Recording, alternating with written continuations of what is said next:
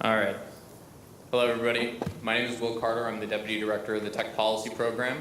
And on behalf of myself and my co-author on this report, Jen Daskal, right here to my left, we want to thank you all for coming today and thank the many of you in the audience and on the panel who contributed very much to this report. We are here today to launch our report, Low-Hanging Fruit, Digital Evidence, Evidence-Based Solutions to the Digital Evidence Challenge. And this report is the product of more than a year of work, really honestly 3 years of work that CSIS has been doing on digital evidence issues and law enforcement and technology issues. When we concluded our study on encryption last year, one of the takeaways from that project was that the issues facing law enforcement are just so broad and so complex, and we thought that there were many more facets to delve into. And we also recognized that there's far less data about this out there than we would like and that we think is necessary to do informed policy making, and so we wanted to address both of those challenges. So over the past year, we conducted a series of interviews, roundtables, and we also commissioned a survey of federal, state, and local law enforcement across the country from a professional survey firm, trying to better understand these issues and get first-hand perspectives, not just from law enforcement, but also from service providers, the civil society community, the legal community, about the full range of challenges that law enforcement is dealing with in accessing and utilizing digital evidence. We ended up identifying 4 broad categories of issues that we addressed in this report. First and foremost is the difficult relationship between service providers and law enforcement. Law enforcement has actually submitted more than 130,000 requests for digital evidence to just 6 major service providers in the last year. That's up 60% from 2014. And it turns out that more than 50% of our survey respondents identified issues with working with service providers as the #1 challenge they deal with in utilizing digital evidence. Whether it's knowing what data is available from service providers, which service providers have it, or knowing how to serve process on those service providers in order to get the evidence that they need. This ranks significantly higher than a range of other challenges that we asked about, including accessing data from devices, making use of or analyzing evidence once it's collected, using it in court. The second bucket of issues is resources. In looking at this problem, at first it seemed that there was a wide range of programs, centers, organizations that were dedicated to helping law enforcement deal with digital evidence. But as we drilled down, we realized that the funding for those programs is pretty slim, that the staffing available is limited, and often the people who are dedicating their time and energy to this and who are really the experts on these issues are doing it as a side function while they have day jobs, whether it's people at the Computer Crime and Intellectual Property section of the Department of Justice or some of the experts at some of the major state police agencies who have deep experience working on issues with getting data from service providers. In fact, the only entity in the government with the dedicated mission of facilitating a better relationship between service providers and law enforcement, the National Domestic Communications Assistance Center, NDCAC, fun acronym, their budget is just $11.4 million, which they are supposed to use to support the 18,000 law enforcement agencies across the United States on a type of evidence and a category of investigations that is affecting virtually every case nowadays. To put that in perspective, that's less than $1,000 per law enforcement agency that they're supposed to support. The third bucket of issues is training. And this is something that came up frequently and early in our study. It turns out that law enforcement agents receive on average just 10 to 16 hours of digital evidence training in a year, and almost 50% of law enforcement officers that responded to our survey received digital evidence training every 2 years or less. That's a tiny amount relative to other forms of training, and given the complexity of these issues, the number of service providers, the amount of data, the number of investigations affected, just struck us as much too small. And while there are a number of great training centers across the country working on a wide range of issues, we found that training is inconsistent. The focus varies a lot from program to program, and also that the scope of issues that law enforcement needs to deal with were not adequately addressed. So one of the big issues that came out of our study was training programs across the country are overwhelmingly focused on devices and digital forensics, with a lot less focus on accessing data from service providers and utilizing data once it's collected. Finally, there were a range of legal and policy challenges that arose from our study. And a lot of them seem to tie back to the fact that law enforcement is doing digital investigations using largely pre-digital authorities. If you look at the statutory basis for most digital evidence investigations, the really big pieces are the Stored Communications Act from 1986, when the internet was definitely nothing like the internet of today, and the Fourth Amendment from 1791. At which point I don't think they contemplated an internet or anything digital, and even electricity was a thing of the future. As a result of that, the authorities that law enforcement is using were not designed for this task, and they are not entirely well suited. There is no mechanism for verifying the identities of law enforcement, requesting data from service providers. Utilizing evidence in court can be difficult, requiring both law enforcement and the service providers to testify to the authenticity of the evidence and the validity of the chain of custody.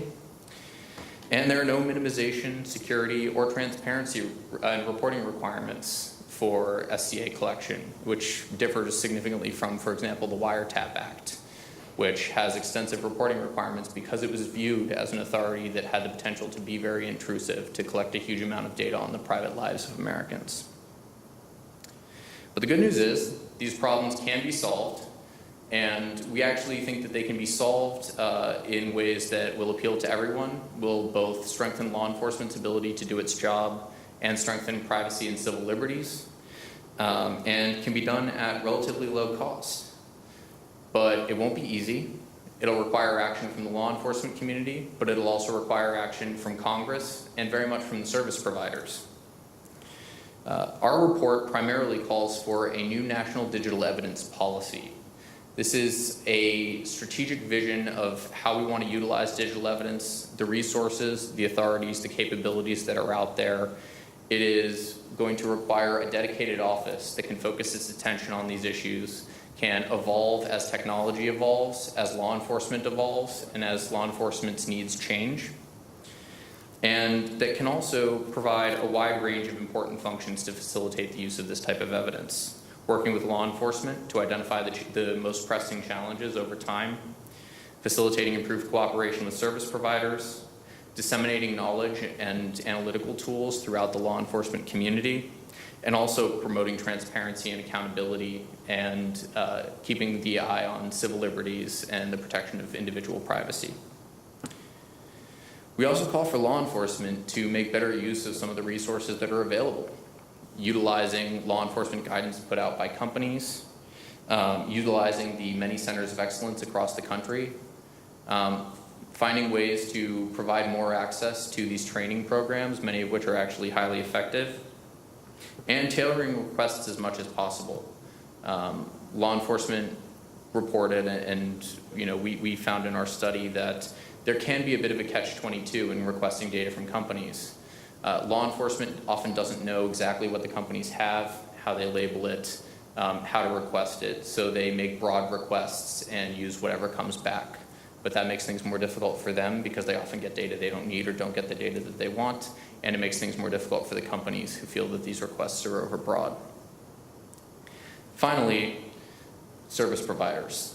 They have to be a part of the solution here, and we think that there are a number of things that providers can and should do to build on the many efforts that are already underway. Increasing staffing and resources to meet these requests and to be more responsive. Importantly, it's not just a question of staffing. There are many types of tooling and other types of resources that can be dedicated to this problem, and we think that can be really important. But also just providing greater transparency to law enforcement about what they have, about their internal policies and practices, about why they reject requests, and improving the communication and the relationship across the board. All this together is what we call the low-hanging fruit. It's a wide array of easy to implement solutions.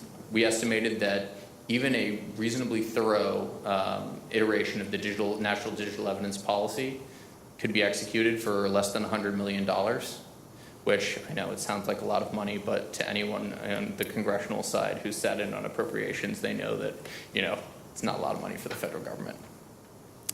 But it's also something that can be done to improve law enforcement's ability to do their jobs and to address the needs of service providers and the civil society community, even while we continue to have debates around issues like encryption and ephemerality.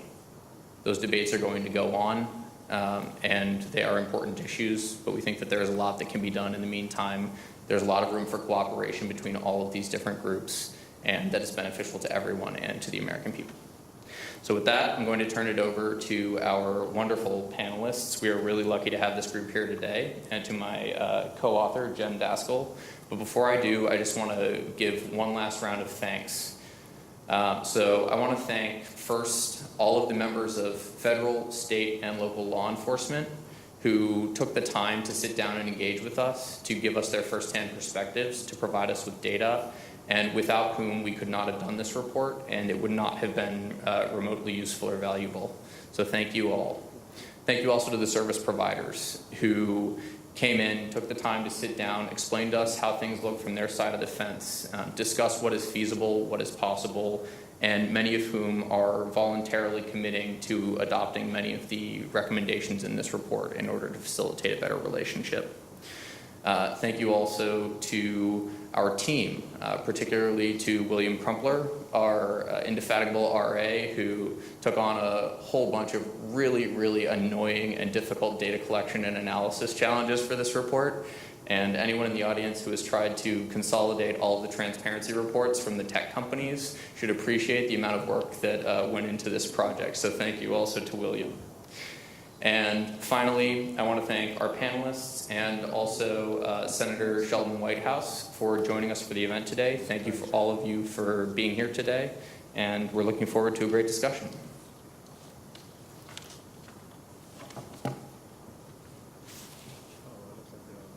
Great. So I want to reiterate the thanks and launch what I think will be a really exciting panel discussion. We have an amazing group of panelists here today. So I'm going to do very brief intros. You can look them all up. They're all stellar, but I don't want to waste a lot of time doing on intros. So at my far right, your left, is David Criss. He's the founder of a company called Culper Partners, LLC. He was previously the Assistant Attorney General for National Security at DOJ, and before that held many other high-level positions at DOJ, was a General Counsel at Intellectual Ventures, and Deputy General Counsel and Chief Ethics and Compliance Officer at Time Warner. Most importantly, he was my boss when I worked at DOJ. To his left, and to your right, is Jane Horvath, who's the Senior Director of Global Privacy at Apple, where she's been since September of 2001. She's responsible for overseeing Apple's global compliance with privacy laws and working both externally and internally on privacy-related issues. And she also has experience at DOJ. She was DOJ's very first Privacy Counsel and Civil Liberties Officer. To her left, on your right, is David Bickauer, who's a partner at Jenner & Block. He spent more than a decade as a federal prosecutor, including most recently as Principal Deputy Assistant Attorney General for the Criminal Division at DOJ. And our sons play on a soccer team together. To his left, we have Michael Sachs, who made the trip from New York. Thank you. He's an Executive Assistant District Attorney and Chief of the Investigation Division at the New York County DA's office. He's been there since 2015, and he's responsible for supervising a number of different offices and units within that office, including the Counterterrorism Program, the Asset Forfeiture Unit, the Cybercrime and Identity Theft Bureau, and he assists the DA with a number of major initiatives, including the Global Cyber Alliance. In 2011, Mr. Sachs was named the Prosecutor of the Year by the New York Metro chapter of the International Association of Financial Crimes Investigators. And finally, last but certainly not least, we have Ethan Aronson, who's the Senior Legal Director of Law Enforcement and Safety at Oath. He also has former experience at DOJ. He spent many years in the Computer Crime and Intellectual Property Division at CSIS. He also spent some time on the Hill working for Senator Sheldon Whitehouse. And he, as a prosecutor, prosecuted many data breaches and other computer intrusions and supervised a number of attorneys as well. He, too, is an awardee. He won the 2015 AG's Award for Distinguished Service and the 2013 FBI Director's Award. So as you can see, not a shabby panel. Just to reiterate something that Will mentioned, this report was designed explicitly to look at the range of challenges that law enforcement faces in accessing digital evidence separate and apart from the encryption issues. There's been a lot of national attention to the encryption issues, a lot of national attention to the questions about ephemerality of data. And our focus here was to look at all of the other things that also affect and hinder and cause challenges for law enforcement in their ability to use digital evidence. We think that these are important issues no matter what happens with respect to those other ongoing debates, which we recognize are important and will need to continue.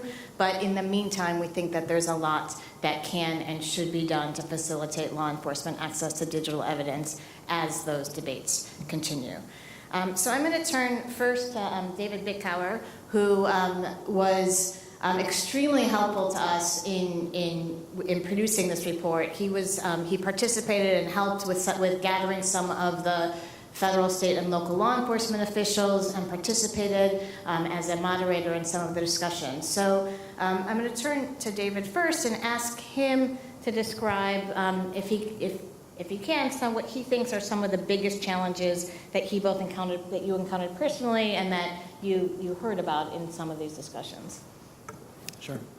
Well, thanks, Jen. Thanks, Will, for having us here, and it's a pleasure to participate in this panel, and I think it's a hugely important issue, and so I'm grateful that you guys are doing the work on this and have assembled these other experts to talk about it. So I encountered challenges with digital evidence in a couple of different roles in my career at the Justice Department. So both as a frontline prosecutor, as an assistant U.S. attorney, doing cases that ranged from gang prosecutions and firearm cases up through complex fraud cases. And then in the second half of my career at DOJ, when I was in the front office of the criminal division, which covers a wide range of criminal activity, but also covers policy issues. And just in the decade plus that I worked at the Justice Department, I saw a major change in the role that digital evidence plays. Starting from when I was doing firearm possession cases and going up to when I left the U.S. Attorney's Office and was doing national security cases, even in that 5 to 7 year period of time, you saw the increasing prevalence of digital evidence in every kind of case. So even in the simple cases, did someone possess a firearm, you would see it went from straightforward police evidence and police testimony being the crucial evidence to pictures on social media or on someone's cell phone showing them possessing a particular firearm and rebutting a claim that they didn't actually possess it. In white-collar cases, you saw an evolution from forensic accounting solely and inferences about state of mind and testimony from cooperating witnesses to cases that relied increasingly and almost exclusively now on digital evidence to establish state of mind and the like. And it goes without saying in national security cases, which is what I wound up concentrating on at the U.S. Attorney's Office, you saw cases go again from witness testimony and forensic evidence to very complex analyses of digital evidence to establish relationships and connections and motivations. When I came to the criminal division and here at Maine Justice and had the pleasure of working with folks in the computer crime and intellectual property section, including Ethan, who's on the panel today, and the child exploitation section and the fraud section, the money laundering section, I saw it at a whole different level because here was where some of the most complicated cases, which were the most resource-intensive investigations, were handled. And you saw the higher order problems. So not just how do you solve a particular case, how do you gather enough evidence to convince a jury beyond a reasonable doubt that somebody's guilty, but how do you address a dark web forum where you don't even know where it is? where you can watch a crime taking place in real time, but you can't say where the perpetrators are located, even though they are acting openly and notoriously on the internet, or cases involving botnets, where just understanding the technical operation of the computer system is essential to take any law enforcement action, because otherwise the folks who are in charge of the botnet can shut down a vast array of computer systems. And so from the very basic at the federal level up to the most complex, understanding of digital evidence is frankly essential. You can't be a successful prosecutor and you can't be a successful agent in handling those crimes. And it takes me back, I'll be honest, to before I became a federal prosecutor, when I was a paralegal at the district attorney's office in Manhattan, where another panelist here is now the head of investigations. And that was, at the time, to be a successful technical prosecutor, you needed to basically know how to issue a subpoena to the telco providers to get subscriber information, and then use an Excel spreadsheet to sort that information. And that puts you at the top half, or maybe even higher, among the elite in terms of dealing with digital evidence.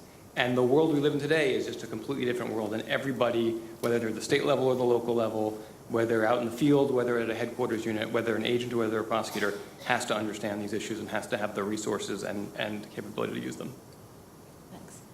So Michael, I just thought I would turn to you, and since you're here representing your experience in Manhattan, but also a representative of the state and local perspective, and if you could talk a little bit about some of the challenges that you're seeing on the ground, both in your office and I know you're in regular conversation with a lot of other prosecutors and analysts as well. Sure. Well, first, I will, being the only current government employee on here, I will give the government caveat always that my comments are my own. While I work for the district attorney's office, anything I say today are really going to be based on my own personal opinions. And certainly I do work with a number of state and local prosecutors, and there have been concerns going on a long time in our community about how we can get access to this information and how we can actually use this information. I will start by saying that these conversations, all of this is really, there's nothing new. I mean, honestly, this has been going back for decades, if you even want to start in the 90s, be it when CALIA came out or the Clipper chip and all this other stuff. There's always been conversations about law enforcement access to data and how do we get it and how can we use it. The issue that we're seeing now, and I think is highlighted a little bit in the report, is that there seems to be a greater deal of animosity between some of the providers and some of the government. And one of the reasons why I'm here today is that I think it's important that we're part of this conversation. I think it's great that you were able to get the people from both sides sitting on this panel today. We don't always agree. We've read the report. There are certain parts of the report that I think are very good. There are certain parts that we take some issue with. But the important part is that there is a report and that there is a conversation and that we're sitting here today and talking about these issues. And so I think from the state and local perspective, one of our biggest issues right now, and I will start out by saying there's approximately 2,300 state and local prosecutors' offices across the country. The report mentions that about 95% of all violent crime is prosecuted by state and local prosecutors. I would go even further. It's about 95% of all crime across the United States is actually prosecuted by state and local prosecutors. So we are very much impacted by decisions from providers to be able to give us information about legal decisions about what we can obtain, and so it is a problem for us. I will say, particularly in Manhattan, we've been very lucky because violent crime has been decreasing over the years, but while violent crime has been decreasing, cybercrime has been growing at an exponential rate, and particularly cybercrime that has a transnational nature to it, where you have individuals who are using U.S. companies not being located in the United States to commit fraud against citizens of the United States. For us, when we're trying to investigate those cases, really the most important thing is efficiency. How can we get access to that data? What is the data that's there? How long do you retain it? How do we get access to it in a timely manner? Because if we don't get it quickly, chances are that all leads that we would have to be able to actually prosecute those cases have now disappeared.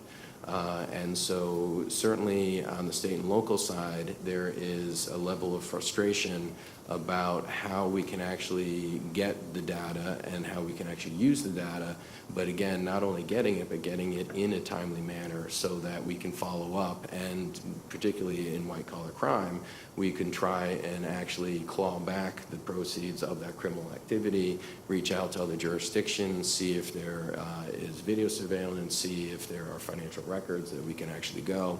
And in order to actually get all of that information, it is very difficult. And frankly, that is probably the biggest issue that I see. The report focuses a lot on, I think, training. And again, as I pointed out, there's about 2,300 state and local prosecutors' offices. I think that's probably true. I think that training in certain offices definitely could be improved, particularly because technology is always evolving. And so sitting there and learning about what are the newest techniques, what is the information that's available, that is obviously something that's very important across the United States. However, it's going to vary depending upon what offices that you're particularly dealing with.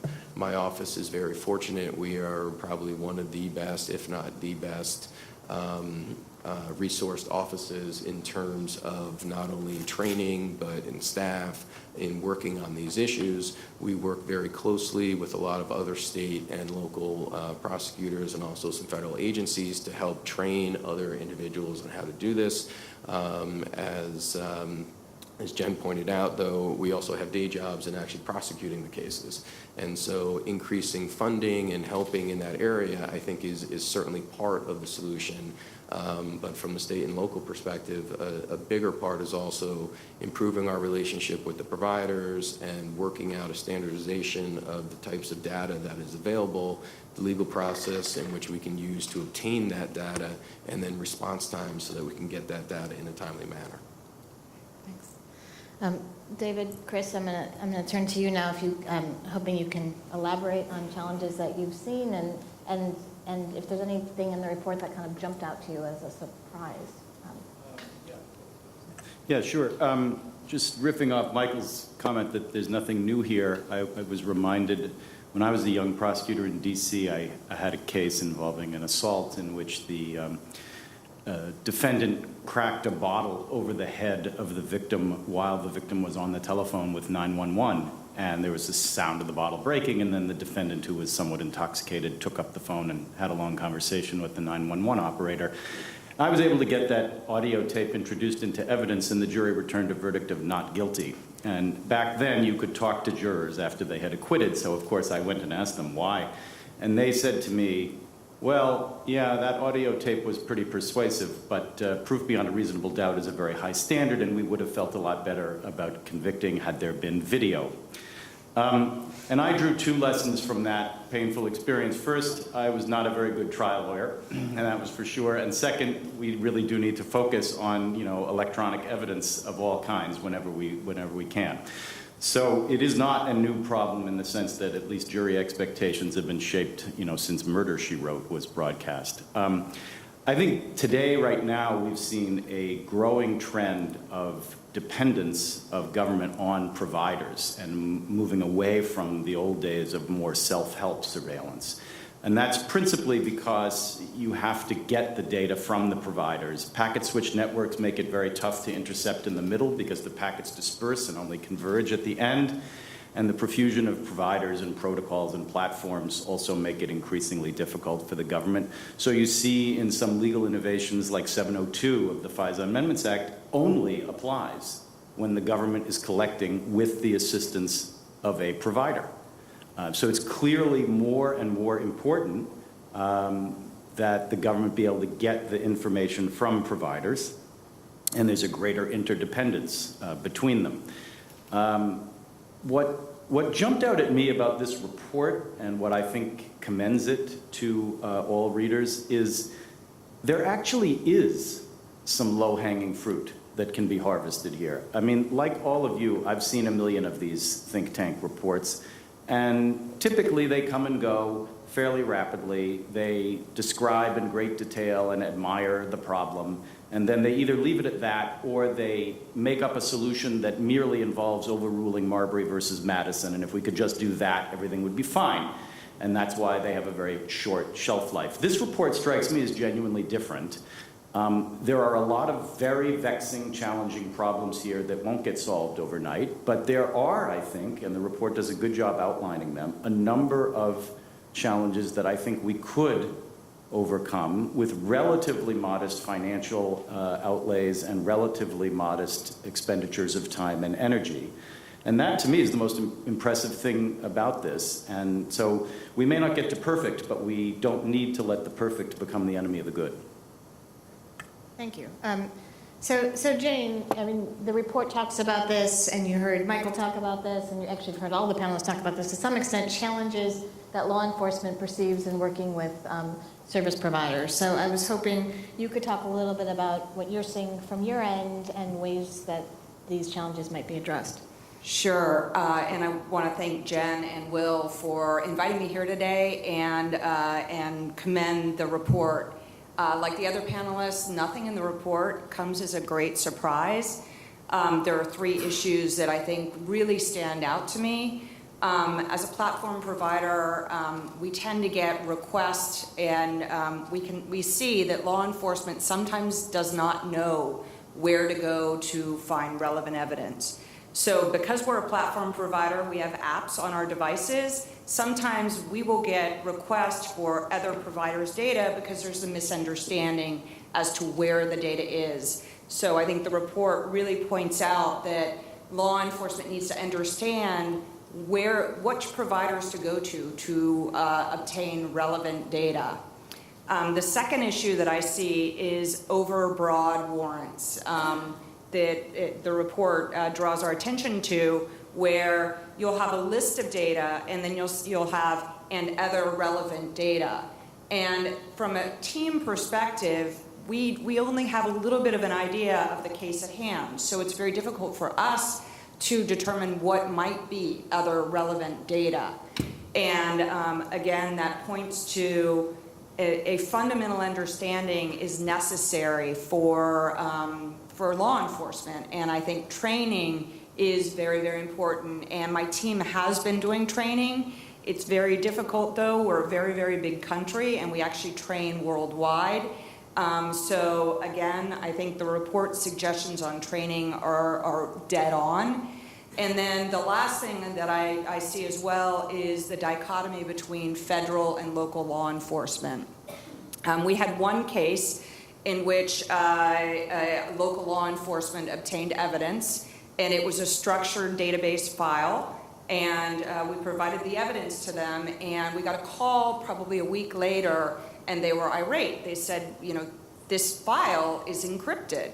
We can't understand what's in this file at all. It's got all these letters and numbers. And we said, well, what did you do with it? And they said, well, we printed it. And it was a structured database file. So when you print a structured database file, it's very hard to understand. So we had to work with them to understand what was actually in the file. So to me, if we're looking at law enforcement officers, there has to be, digital evidence is probably the most important thing that they can be trained on now. The other thing that is important as far as training is, what do you do at the scene of a crime when there are mobile phones? What are the actions that you can take very quickly to preserve the evidence? And these are things that we've started training on, but we need more of a centralized place to do that training. Great, thanks. So Ethan, I'm gonna turn to you, because you've actually seen this from both sides now. Now you're at a private company, and before you spent many years in the government, and ask you to provide your perspective, but also specifically to maybe comment on something that Jane mentioned and that we talked about in our report, which is this question of the scope of requests was an issue that we heard a lot about in our conversations from both sides. We heard a lot of concerns from providers that requests were overbroad, and conversely from law enforcement that that law enforcement was making requests in the way that they were making requests because they wanted to be sure that they captured all of the relevant information, and that in many cases they were acting kind of in the dark and didn't know enough to ask more specifically the specific things that they wanted to ask for because they just didn't know enough. And so wanted to get your perspective, having seen this from both sides, and think through whether there's any way forward on this particular issue. Thanks, Jen. So what I like about the report is that it really focuses on resources and the need for, especially state and local, to get more resources and have more help dealing with these very complicated issues. When I was at CSIS, I had the luxury of learning every single day. I was on the internet learning about the latest products. I was reading court opinions. I was, chasing botnets. These folks at state and local level are prosecuting murders and violent crimes on a daily basis and don't necessarily have the same luxury of time. So plussing up state and local resources, I think, is really important, and having a central resource for that matters.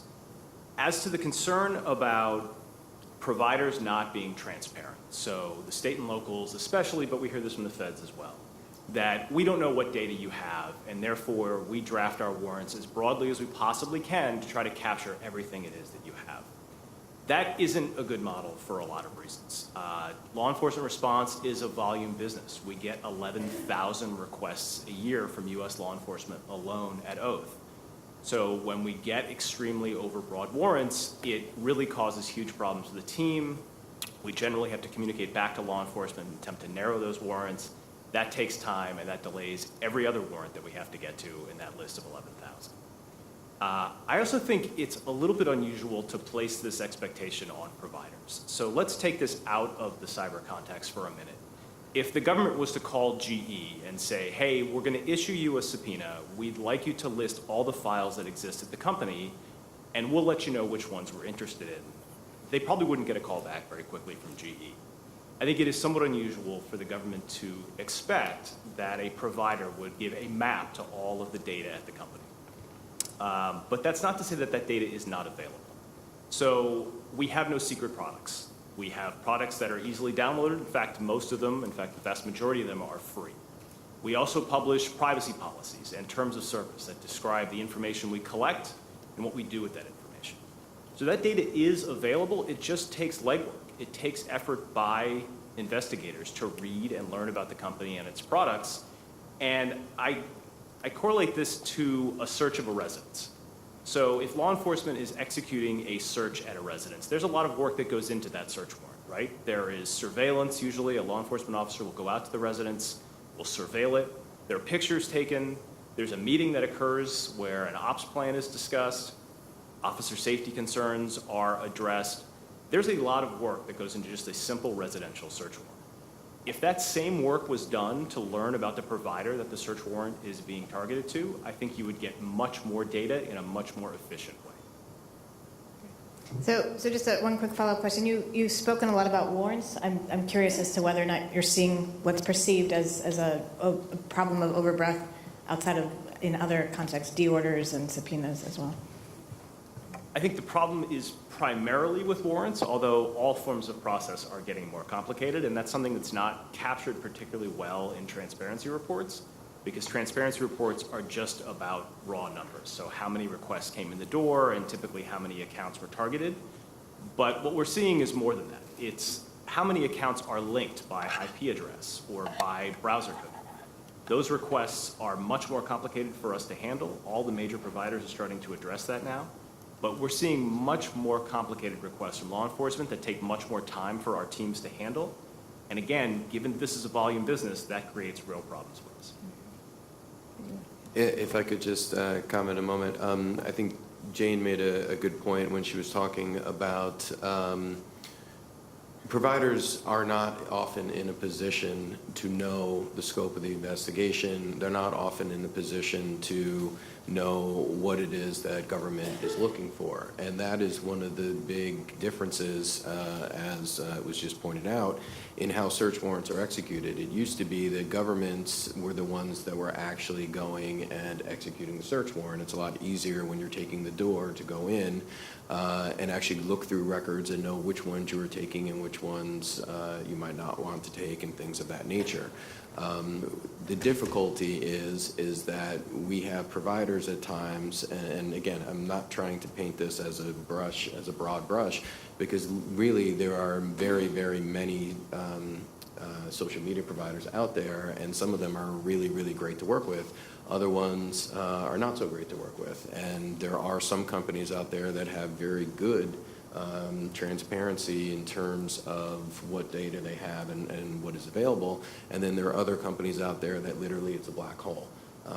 That you'll sit there and they'll tell you what they think you have, you'll subpoena that, you'll get a call from their legal staff saying that they don't have that information, and then we've had conversations before where we've then pointed them to their own transparency reports where they're saying, well, in fact, you do have this information, and it just turned out that the people that were handling the subpoena response actually were not aware of what the engineers had. We've had conversations with the engineers where we've gotten into specifically what we're looking for and why.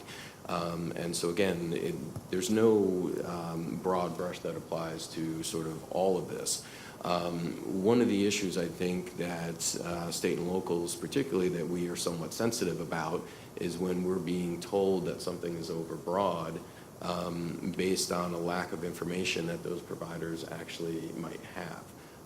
And for instance, we had an investigation that was fraud that predated, that actually started from September 11th and went until we actually were able to make an arrest in 2015. And so when we were requesting all of the content from social media providers pertaining to the investigation that we were doing, we were being told, well, it's overbroad because there's no way that whatever you're looking at can predate, it can go all the way back to when this account was created. Well, as a matter of fact, the fraud that we were investigating predated the creation of the social media company that we are actually trying to get data from. And so again, it's one of those issues that I feel like a conversation needs to be had, and sitting down and speaking with providers about what we're looking for. I think on both sides, there's a way to sort of work on some of this. And I do agree there are ways that we could possibly better tailor what it is in fact we are looking for, but it is also knowing that those companies are willing to engage with us and have those conversations. So that's a great segue, because it's one of the things that our report's recommendations really tries to address. Obviously, no set of recommendations are going to fully address the full scope of the problem, but we try to address it in a couple of different ways. One, by making recommendations and suggesting best practices to providers in terms of transparency about law enforcement guidance and facilitating information sharing. But also, and this addresses something that Jane pointed out, the challenges that providers face to some extent in providing training across 18,000 state and local offices across the country. And so one of the things that we are hopeful is that if and when a new National Digital Evidence Office were created and there was adequate resourcing and centralization of some of these efforts, it would provide a central place for providers to go to provide the information, and a central place for law enforcement to go to look for that information, which we would hope would alleviate. We recognize it's not going to fully solve the problem, but would go a long way towards addressing some of these concerns. So I want to now turn back to the panelists and get their comments on that, as well as the other recommendations in the report with respect to the creation of a National Digital Evidence Office.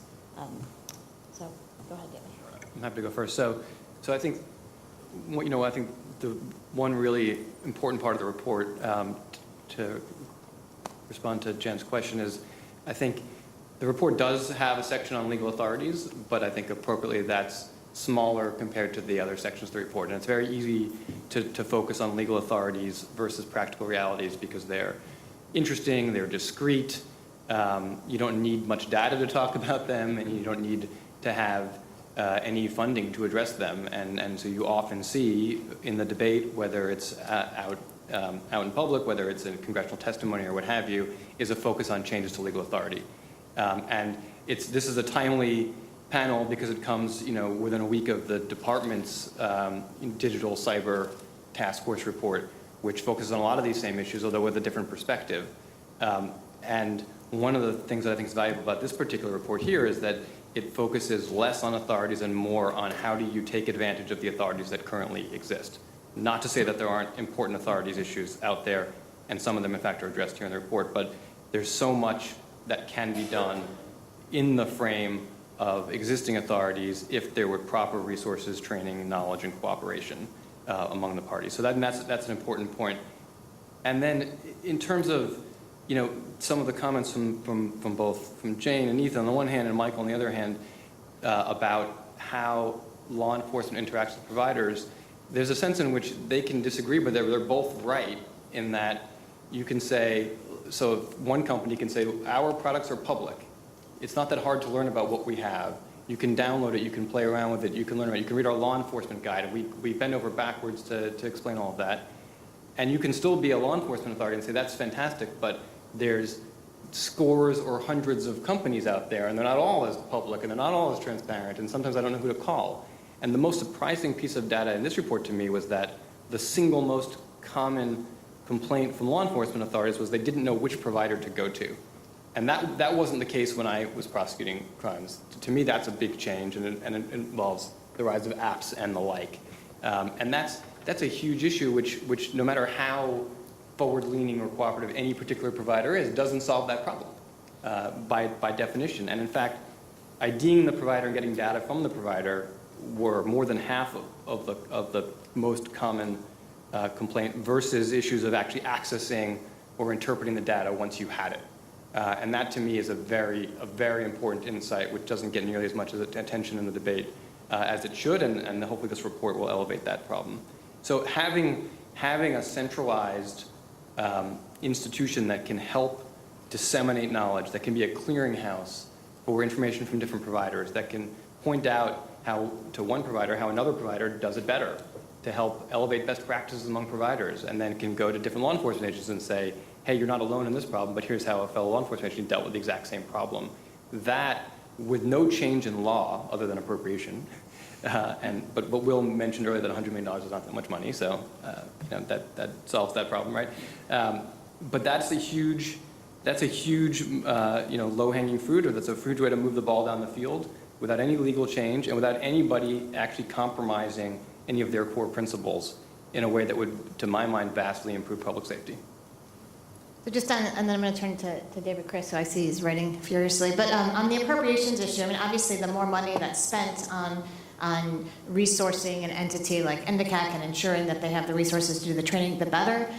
A lot of this, though, can be done, as Will mentioned, at relatively low cost by detailing employees and by kind of rationalizing some of the grant programs that are already out there and taking the responsibility for looking at all the grant programs and thinking through how they're being funded and making sure that what funding's being made available and making sure that its funds are being spent in the most rational and effective way given the needs. So the more money, the better, but I also, as we talk about in this report, this seems like something that really is low-hanging fruit in terms of costs as well as the fact that a lot of this can be done without any changes to legal authorities at all. I'll turn it over to David. I was taking notes just because I liked everything that David Bitcower just said, and I wanted to remember it for the future. I'll just add a little bit, which I do think a centralized office would be very, very helpful, and a national policy, in part to coordinate what I think may be some duplication of effort across a whole variety of private and public sector entities that offer training of one sort or another. I think it would be worth, for example, just trying to rationalize all of that and figure out if the right resources are going to the most pressing needs. I certainly agree with what Jane said earlier about the complexity of knowing where to go when you have a complex software stack with operating systems and providers from different areas offering different apps. And so the one point I'll add that I think is worthy of some attention, I think it's a volcano waiting to erupt, is sort of not just which provider has the data, but which provider can offer up the technical assistance that may be necessary to assemble the data, to groom and normalize the data, to produce the data in some usable form. There are existing authorities across more than a dozen different provisions of federal law and many state laws in both the national security and law enforcement space, but their exact meaning and contours are extremely uncertain at this point because there just hasn't been a lot of open debate or litigation about it. I think that is an area that is worthy of attention and in need of attention, and if we don't attend to it, we're going to have some kind of crisis that will produce a messy and inefficient reaction. Yeah, I wanted to just add a couple of other things that I thought this National Digital Evidence Center could help to serve. Companies are constantly iterating their products, improving them, changing them, releasing new products. So this center could also be a center that could be monitoring changes in digital products, because it is, as we've all observed, evidence is changing every day. There's more and more digital evidence, but there's also different products and services being released. So to have a centralized place to monitor that. And then the other, as I pointed out earlier, the problem with understanding the production of the evidence, because we are consumer companies. Our main customer is our customers who have our devices. So when we are producing evidence to law enforcement, it is sometimes in a form that might not be easy to understand, and to have this centralized source that can help with producing the evidence in an understandable form for law enforcement, I think would be hugely helpful.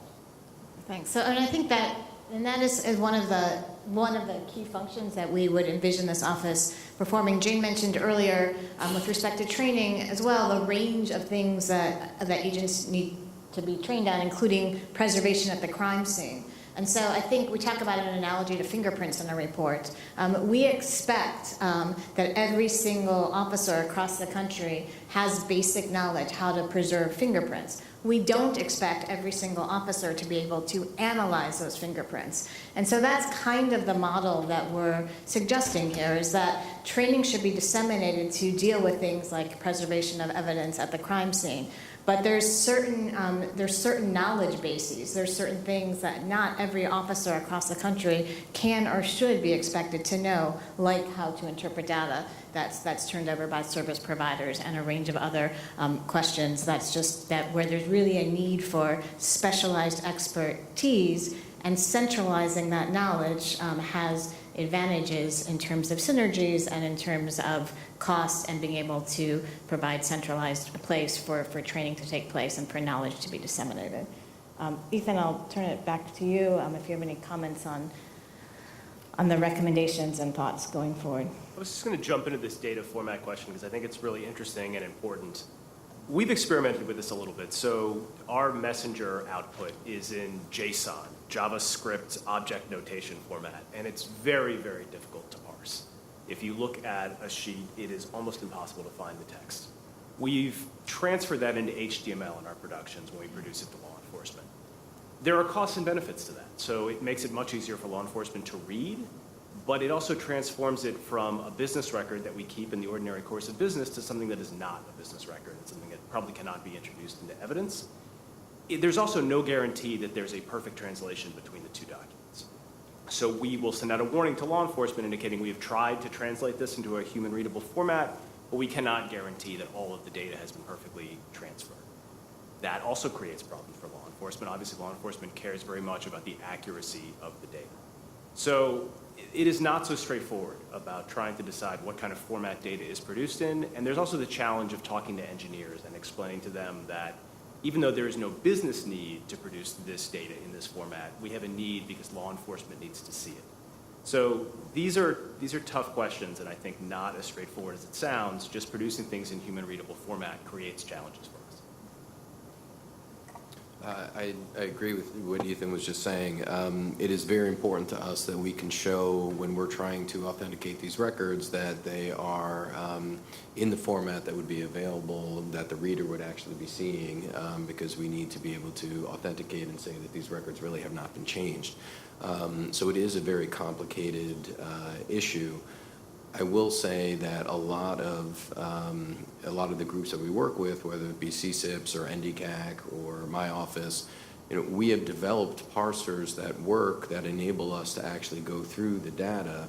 But one of the issues that we have is that we'll have that parser, it'll work for a period of time until the providers change the format.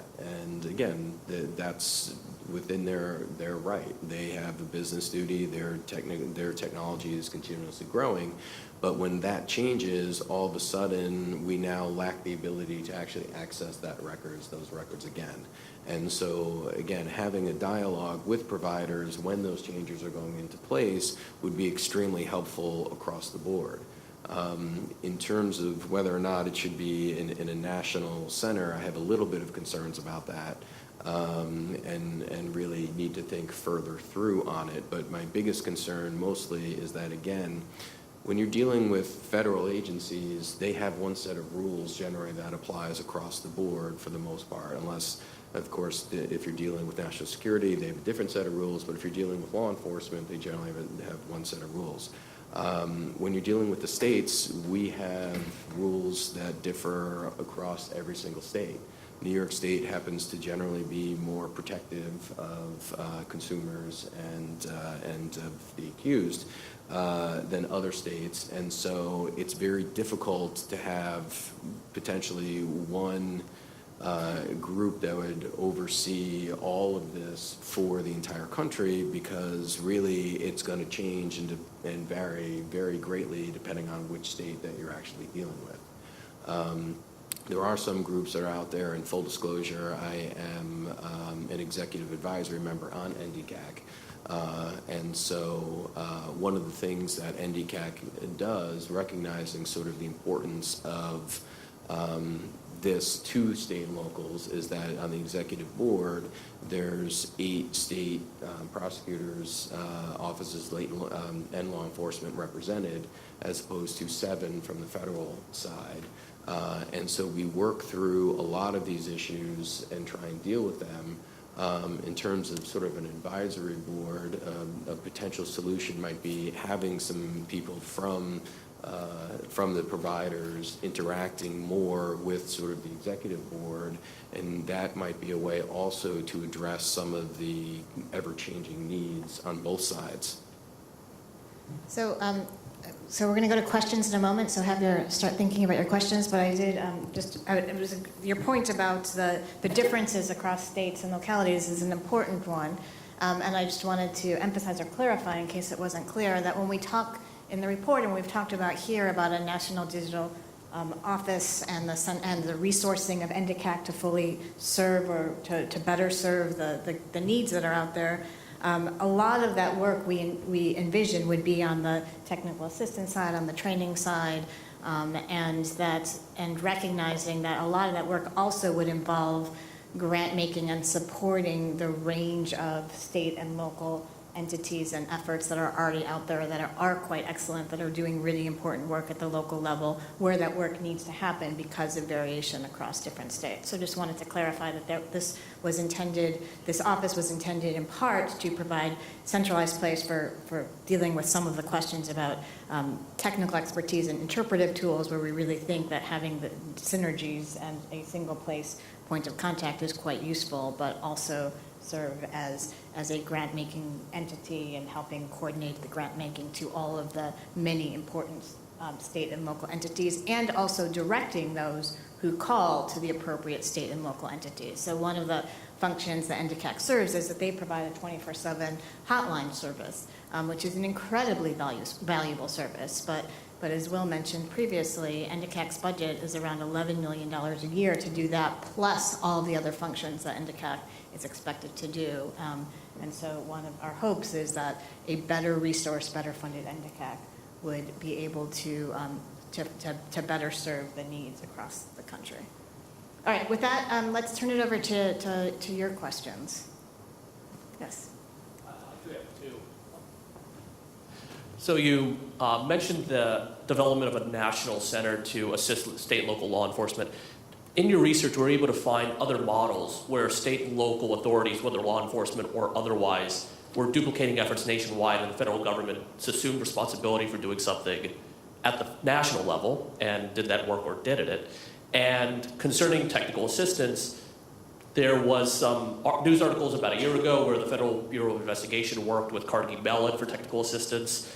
At the state and local level, are there similar relationships with universities or other organizations that can help provide that type of technical assistance? Was that something you found in your national survey? Sure. So, the survey didn't address those specific questions. I'm going to actually turn over some of your questions to Michael. But to be clear, I mean, and this is what I was trying to say, but maybe didn't say very effectively before. I don't think. I mean, we clearly are not suggesting that the federal entities subsume responsibility that has been in the hands of state and local state and local entities before.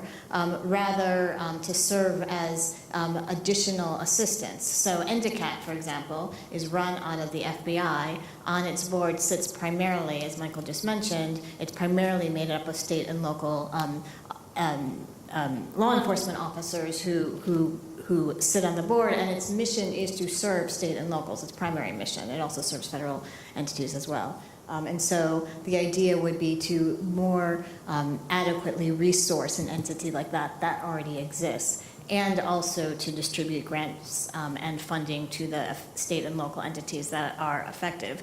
At the same time, recognizing that there are certain tasks that are more efficiently and effectively done in a central location, like keeping up to date on some of the changing technologies and distributing interpretive tools. But Michael, I'll turn it over to you. There are, and certainly I can speak most in detail about my own office, but yes, we do at times engage with academic universities. We do at times engage with third parties in order to work on some of these issues, and particularly in terms of working on parsers and analytical tools and things like that. We work very closely with some of our federal partners through NDCAC. And certainly there are a number of state and local law enforcement groups out there that work on these issues as well. But again, it's hard to sometimes coordinate across every single state because what the authentication requirements are in one state are not the same in another. And so we try and we share sort of analytical tools, but in terms of like the legal process behind how you acquire certain evidence or what you need to include in a search warrant or a subpoena or a 2703D order, a lot of times that's going to vary depending upon the criminal procedure rules of the individual jurisdictions. So I will say that, yes, there are a lot of groups out there that are doing very good work in this area, but it's very difficult to have sort of a one-size-fits-all solution for every jurisdiction.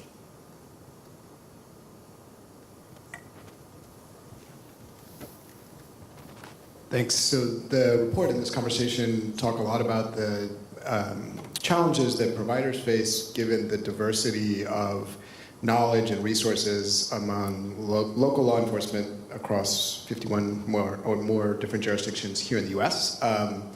But the Cloud Act is now raises the possibility that a whole world, literally, of other law enforcement authorities coming from other constitutional traditions and backgrounds will be making requests potentially directly to providers, which could significantly increase those challenges. I understand the remit of this report really was to focus domestically and nationally, but I wonder if maybe some of the representatives from the providers could speak to how they are anticipating and thinking through what challenges they may face and what steps could be taken to address some of those challenges, maybe some lessons learned from how providers try and work with the diversity of local law enforcement authorities here as the world continues to seek more and more access to data that is stored here in the US.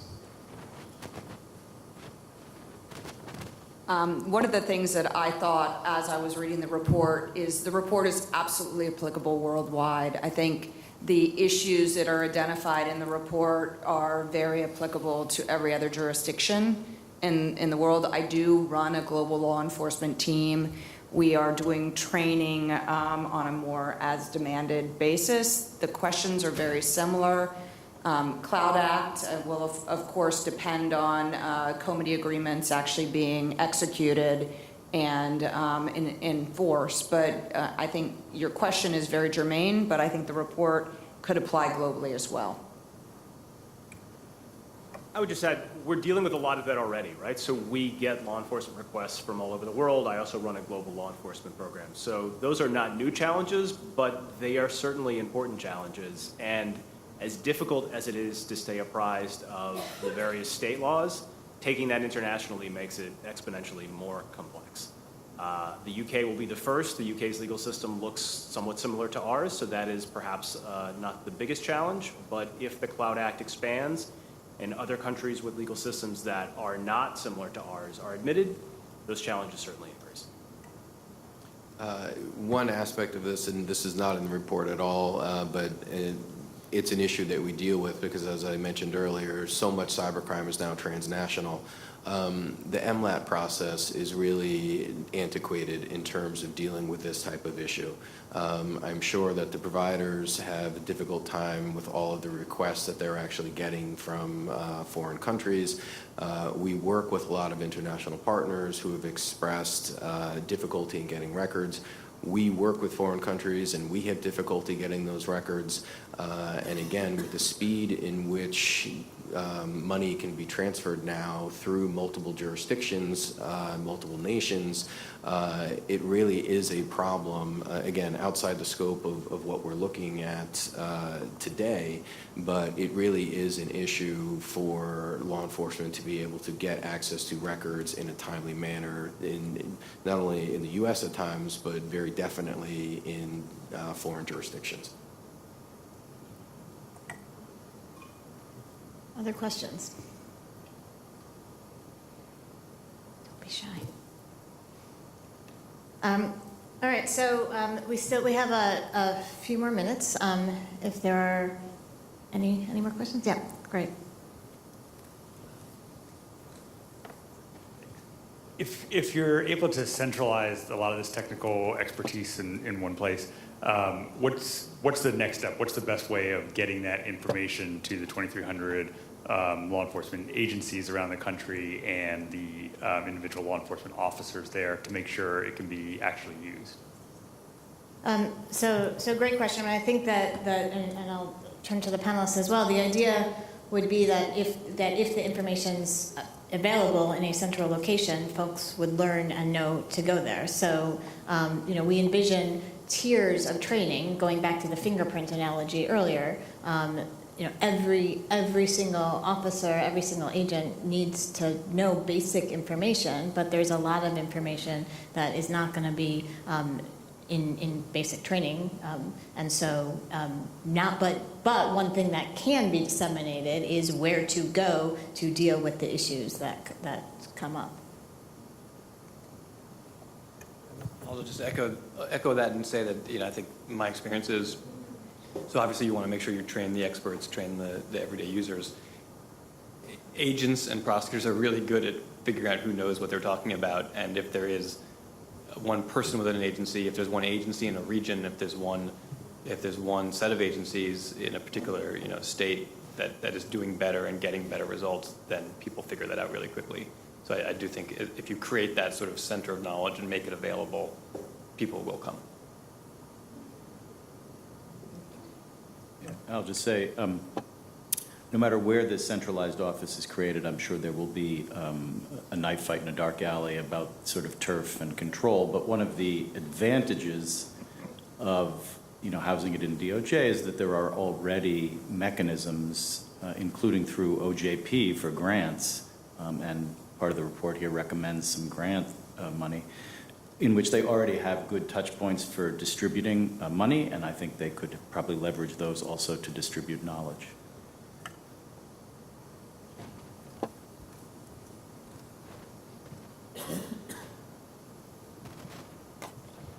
My question goes to the discussion amongst some of the panelists about overbreadth of warrants.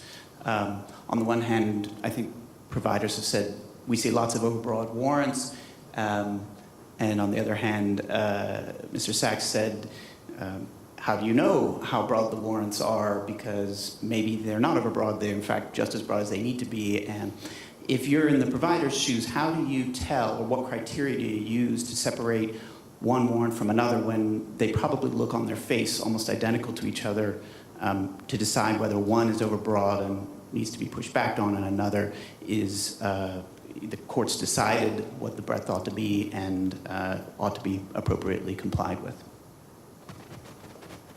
So I can try that one. In general, we will communicate with law enforcement agents and prosecutors. So if we get a warrant that says, give us all stored content, we will make the call back to the agent and say, look, this is really broad. What are you really looking for here? And 9 times out of 10, they will tell us. They'll say, I know it's broad, here's what I really care about. And there will be a negotiation that takes place, and that works almost always. So I think there is this precautionary tactic to create the broadest possible warrant to cover yourself in case you haven't thought of the thing that you really want. But when those conversations take place, we find almost always that these are resolvable issues and that we can figure out what they want and get it. Exactly the same answer. It's a lot of hand-holding, back and forth, talking on the phone, but it's resource intensive because we get 16,000 requests a year. So that has a tendency, as the report indicated, to delay the production of relevant data. Yeah, just a couple thoughts on that too. This same process of back and forth occurs when a big company gets, as you know, a grand jury subpoena for all data relevant to the following investigation, and then there's a discussion of search terms and custodians and various other protocols. So this is not unique to third-party providers. The other thing is, I think increasingly, as judges become more attentive to this, you're going to see some pressure at the front end, and warrants are not going to be granted with language that says all information, relevant to this. There's going to be some narrowing at the judicial end of this thing too. So I think the incentives align to try to tailor these things at both ends. So I'll just close out the panel by saying one thing, which is that this report kind of provides a snapshot at this moment in time. These are problems that we expect and anticipate are only going to grow when you start thinking about the Internet of Things and the increasing digitalization of just about everything we do. We strongly feel that the time to begin to address these issues is now, before as these issues continue to grow over time. Please join me in thanking our excellent panelists.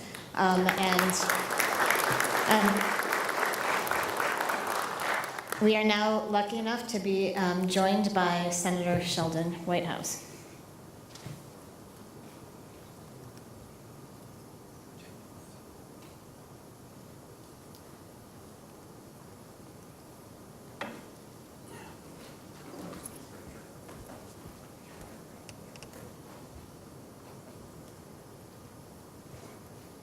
As you heard from Jen, we are lucky enough to be joined by Senator Sheldon Whitehouse, who has generously given his time to speak to us today about this report.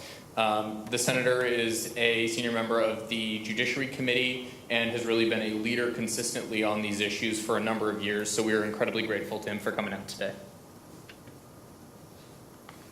Thank you all for coming here. I guess there are 3 general points that I want to make. One is thank you to CSIS for its continued leadership on cyber issues. 2, thank you to the authors of this report and to CSIS for taking on this issue. And 3, a little bit about the Cloud Act as a way that our work in this general space can try to push back a little bit against some of the more authoritarian tendencies happening around the world. On CSIS's work on cyber, I was involved in the cyber policy task force, which was so ably led by Jim Lewis, and I want to thank him for that work. And I also want to thank Ethan Aronson, one of our speakers, who was condemned to serve time as a detailee in my office during that process. And I gather from his presence here that his reputation has managed to recover from that stint. But he did great work, and I was very pleased with the result there. We worked with cybersecurity experts and with industry leaders, people bi-coastal. We used to have these like co-coastal conference calls to try to develop a serious cybersecurity agenda for then the incoming administration. Some of those recommendations we made will require new legislation, but some can be implemented by the executive branch under existing authority, and we're looking forward to seeing how well the original executive order ends up being followed and to what extent these ideas have been taken up. It was good to see the White House at the time make note of the task force's work when it rolled out its cybersecurity executive order, but I will confess I have been distressed by Homeland Security Advisor Tom Bossert's ouster by National Security Advisor John Bolton. I thought that Tom was a very credible, sincere, and extremely knowledgeable person on cybersecurity issues, and the fact that his departure was followed closely by the departure of National Security Council Cybersecurity Coordinator Rob Joyce leaves me wondering where the expertise is on this issue in the administration and who is minding the store. I hope that DOJ, following the release last week of its Cyber Digital Task Force report, will take a more active and forward-looking role. I think back to a question I asked Attorney General Sessions at one of our hearings, and he could not answer who was his cyber legislative person. So if the boss doesn't know the name of the person working on the project, obviously that project hasn't gotten much traction in the agency, and I hope that the DOJ report will stand that up. I see Lindsey Graham's office represented here, and we've been working well together in our Judiciary Crime and Terror Subcommittee, and we will actually be pursuing a hearing to look into some of these questions in August. I believe the 21st is the scheduled date. Lee's giving me the thumbs up on the 21st. So David Sanger of the New York Times likened the threat of a cyber attack to the hurricane season, something we know quite a lot about in Rhode Island. You can't for sure say where the hurricane's going to hit, and you can't for sure say when the hurricane is going to hit, but you can be pretty sure that sooner or later one is going to hit. Just last week at the Aspen Security Conference, the DNI, Dan Coates, in addition to his more famous comments, said that he is, quote, concerned about a cyber 9/11, which is a phrase that we've heard out of previous occupants of that office and other members of our intelligence and national security community. Meanwhile, the White House quietly eliminated the position of cybersecurity czar.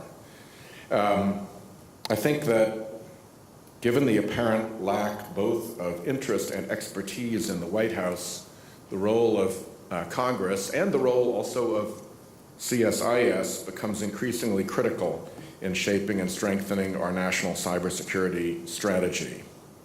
The Center does great work in a number of policy areas, and we're here today for the launch of an important report on the challenges our law enforcement community faces when it comes to accessing digital evidence needed to pursue investigations and solve crimes.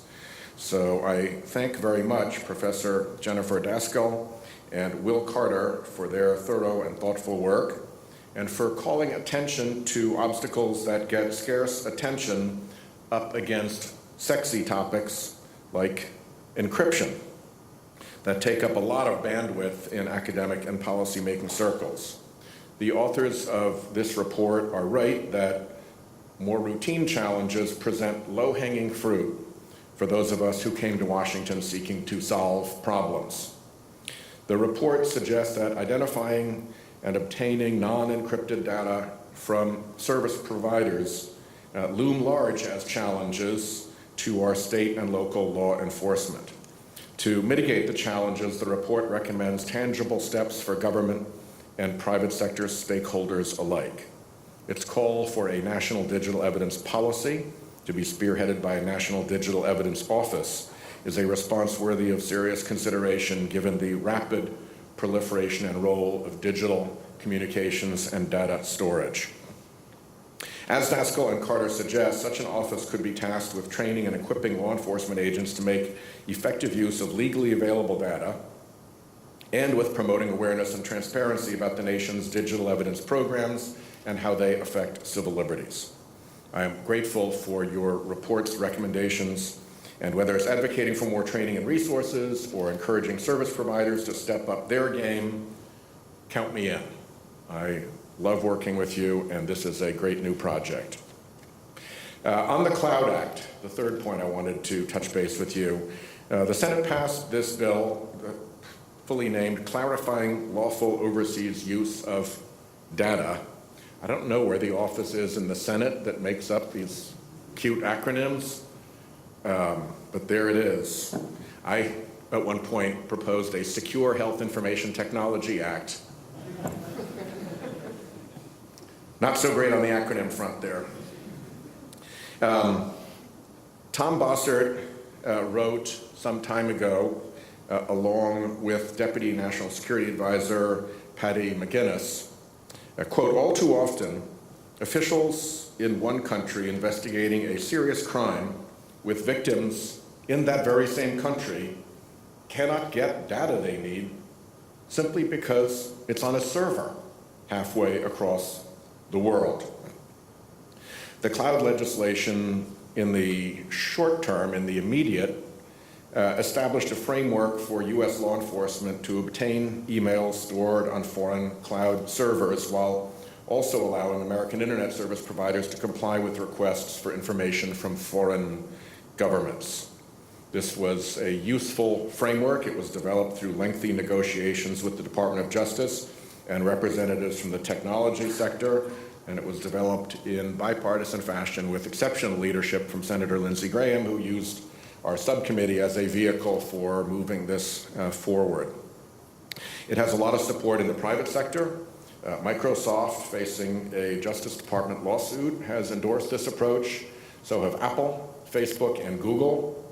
At a hearing we held in the Senate committee last year, law enforcement officials, tech company executives, and foreign allies all agreed that we need these clear rules of the road that will help bring criminals and terrorists to justice, while also honoring consumers' right to privacy for their data. And that takes me to the larger perspective that I hope to use the Cloud Act as leverage for, which is that a government participating in these law enforcement exchanges must meet specific transparency requirements, rule of law criteria, and procedural protections. Countries that do not respect privacy and human rights, like China or Russia, would not get to join these data sharing agreements. In that sense, and again, despite the authoritarian currents running throughout the globe, this process puts a stake in the ground, saying to nations, your rights to access this information will depend on your transparency, your rule of law, and your civil rights and liberties. And I think that the desire of nation states to solve crimes by getting access to digital data will be a persistent force leading them in the direction of compliance with the Cloud Act, and that as they come on, they will necessarily have to meet those high standards, and that will be a larger force for good than the mere provision of the data itself. As we work to tackle the challenges of modern law enforcement, we must always strive to craft policies that are firmly rooted in the values of open and free societies. Protecting our citizens and institutions also means preserving respect for the rule of law that protects them. The work of the Center for Strategic and International Studies shows that our democratic principles are the bedrock upon which solutions to thorny problems can successfully be built. So thank you for this excellent report, for your longstanding commitment to strategic problem solving, and for this opportunity to address you today. Thank you.